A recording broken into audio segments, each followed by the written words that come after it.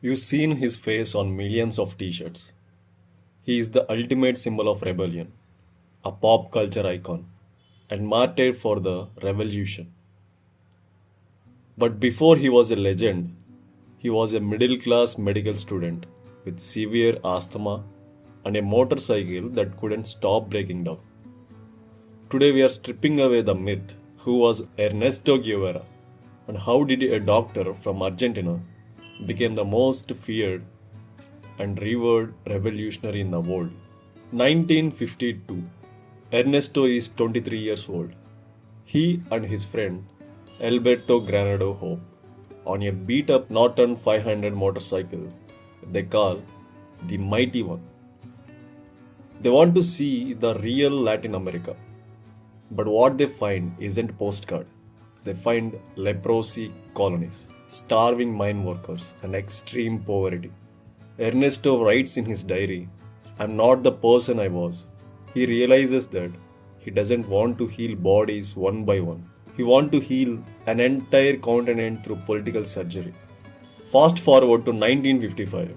Ernesto is in Mexico City and he meets a lawyer, an exile named Fidel Castro. Fidel is planning to overthrow the Cuban dictatorship. They talk for one night, and by sunrise, Ernesto has joined the cause. This is where he gets his nickname, Che. It's an Argentinian slang word like hey or pal. He enters the group as a medic, but he leaves Mexico as a soldier.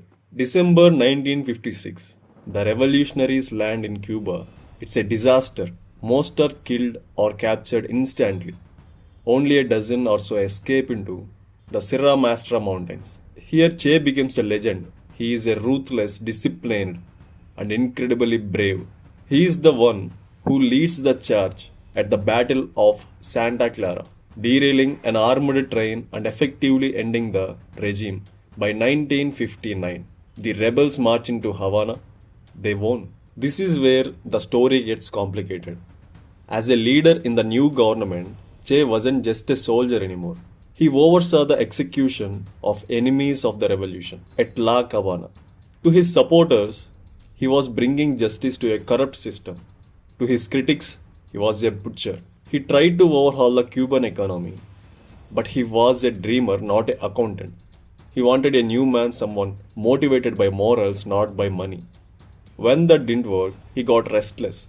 He didn't want a desk job, he wanted more revolution. Che disappeared, he went to the Congo, then secretly to Bolivia, to start a pan-South American revolution. But this time, the magic was gone.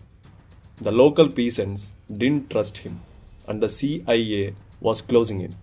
In October 1967, hungry, exhausted, and his asthma flaring up, Che was captured in a ravine called Quebrada del Euro.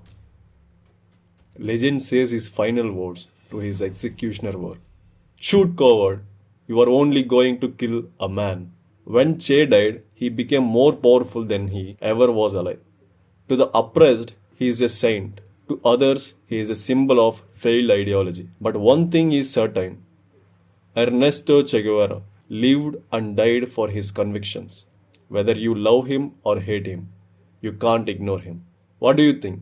Is Che a hero of the people or a cautionary tale of radicalism? Let us know in the comments. Don't forget like and subscribe for more deep dives into the people who changed the history. Thank you.